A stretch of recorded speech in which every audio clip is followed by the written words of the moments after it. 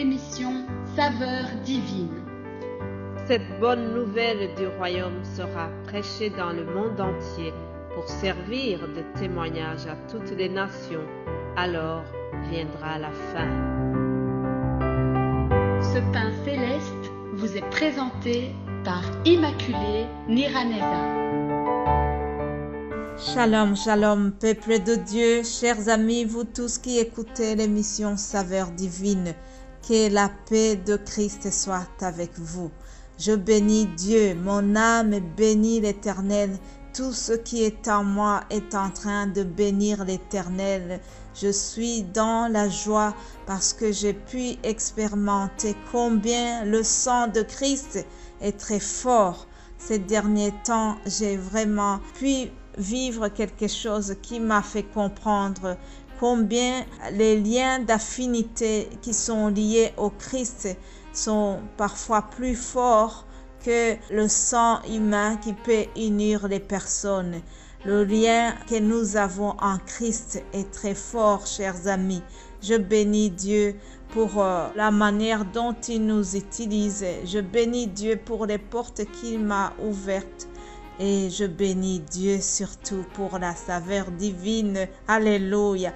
Je bénis le Seigneur pour la manière dont il est en train de nous utiliser tous dans cette œuvre de saveur divine. Je bénis Dieu pour l'unité, pour l'esprit d'équipe qui est en train de nous conduire. Que Dieu bénisse mes frères qui ont partagé les méditations cette semaine. J'espère que vous avez été édifiés et en tout cas de mon côté j'ai été très enrichi, j'ai été très édifié et je continue à vous encourager. Je vous encourage à continuer vraiment à écouter et partager les messages que vous écoutez parce que nous ne devons pas garder ce trésor pour nous-mêmes. Nous devons le partager autour de nous, n'est-ce pas, chers amis? Bienvenue donc dans cette émission. Que Dieu vous bénisse abondamment. Nous avons le thème qui parle sur la crainte de Dieu. Toute la semaine ici, vous savez que nous sommes en train de voir la notion de crainte de Dieu. Mon frère Enrique a donné une bonne définition, je ne vais pas revenir sur cela. Mon frère Vito aussi vous a parlé sur les bénéfices de celui qui craint l'Éternel. Et aujourd'hui, en terminant la semaine, je vais vous donner quelques exemples des personnes qui ont eu la crainte de Dieu. Les exemples tirés de la Bible. Alléluia. Dans le livre d'Exode, nous avons deux femmes qui se sont distinguées dans la crainte de Dieu. Pour bien donner l'historique de ces femmes, je vous propose de lire d'abord dans Exode 1. Exode 1, et puis on va lire le verset 8. Il s'éleva sur l'Égypte un nouveau roi qui n'avait point connu Joseph. Il dit à son peuple: voilà les enfants d'Israël qui forment un peuple plus nombreux et plus puissant que nous. Allons, montre-nous habile à son égard, empêchons qu'il ne s'accroisse et que, s'il survient une guerre, il ne se joigne à nos ennemis pour nous combattre et sortir ensuite du pays.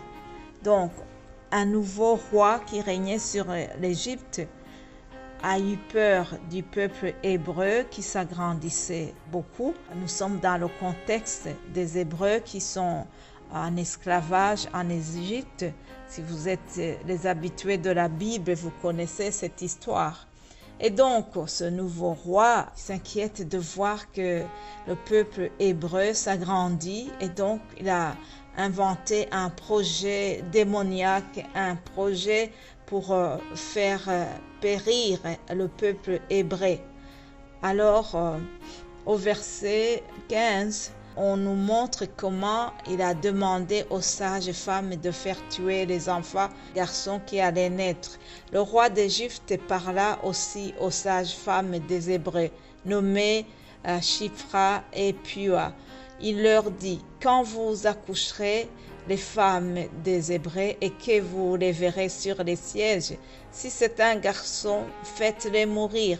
Si c'est une fille, laissez-la vivre. Mais les sages femmes craignirent Dieu et ne firent point ce que leur avait dit le roi d'Égypte. Alléluia. Elles laissèrent vivre les enfants. Autrement dit, ces deux sages femmes n'ont pas obéi au commandement du roi. Elles n'ont pas voulu suivre la directive que le roi avait donnée. Autrement dit, elles ont choisi d'obéir à leur conscience, d'obéir à Dieu. Elles ont choisi la crainte de Dieu. Vous savez, la parole de Dieu nous dit aussi dans Proverbe que la crainte de Dieu, c'est la haine du mal. Oui, elles ont haï le mal. Elles ont refusé de faire le mal. Oui, la crainte de Dieu, chers amis, c'est la crainte du mal. Alors ces femmes, au lieu d'obéir à ce roi qui leur demandait de tuer les enfants garçons dès la naissance, elles ont refusé. Elles ont menti, mais c'était pour vraiment préserver les enfants garçons qui naissaient. Mais les sages femmes craignirent Dieu. Alléluia. Je prie que nous ayons vraiment cette sagesse qui nous permette de craindre Dieu dans des circonstances pareilles. Elles ont manifesté la crainte de Dieu. Elles ont risqué leur vie. Peut-être le roi allait les punir de ne pas avoir obéi. Cependant, elles ont choisi la crainte de Dieu et elles ont épargné ses enfants. Un autre exemple que nous avons d'une personne qui a eu la crainte de Dieu, c'est David. C'est dans 1 Samuel 24. Je vous conseillerais de lire 1 Samuel 24 en entier et vous verrez comment David a épargné Saül. Il y avait toujours une rivalité entre Saül contre David. Il était très jaloux sur lui parce qu'il savait que c'est lui qui va lui succéder au trône. Et donc, chaque fois, il cherchait à faire mourir David. Cependant, David n'a pas eu la haine contre le roi Saül. Un jour, il y avait une bonne occasion pour qu'il puisse tuer le roi Saül. Les amis de David lui ont dit, voici ton ennemi entre tes mains, traite-le comme bon te semblera. Alors David se leva et coupa doucement le pan du manteau de Saül. Au verset 7, David dit à ses amis, que l'Éternel me garde de commettre contre mon Seigneur, loin de l'Éternel, une action telle que de porter ma main sur lui, car il est loin de l'Éternel. Chers amis, je suis en train de vous dire que David a eu une occasion où il pouvait tuer Saül. Cependant, il a refusé parce qu'il craignait Dieu, il craignait l'Éternel.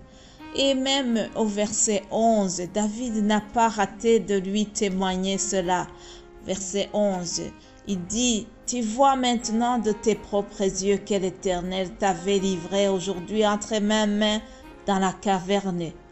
On m'excitait à te tuer, mais je t'ai épargné et j'ai dit, je ne porterai pas la main sur mon Seigneur, car il est loin de l'Éternel. » Alléluia. Quelle crainte du mal, chers amis. La crainte de Dieu, c'est la crainte du mal. C'est la haine du mal. David nous a montré un bon exemple. Vous savez, Jésus lui-même, durant son ministère terrestre, il a vécu dans la crainte de Dieu son Père. Un jour, il avait vraiment peur de cette coupe à la croix. À un moment, il a dit, si c'est possible, que cette coupe s'éloigne de moi. Vous voyez, même le Christ était dans sa version humaine et il voulait que cette coupe s'éloigne de lui, mais après il a dit, mais que ça ne soit pas ma volonté, mais que ta volonté soit faite. Alléluia. Jésus, dans la crainte de son Père, il a respecté sa volonté jusqu'au bout pour nous sauver parce qu'il était dans la crainte de Dieu. Alléluia. Chers amis, je m'arrête ici parce que le temps est terminé. Mais vraiment, je vous souhaite de mener une vie qui est dans la crainte de Dieu. Que le Seigneur vous bénisse abondamment. Passez un excellent week-end et nous allons continuer lundi prochain. Dieu vous l'a. Alléluia. Amen.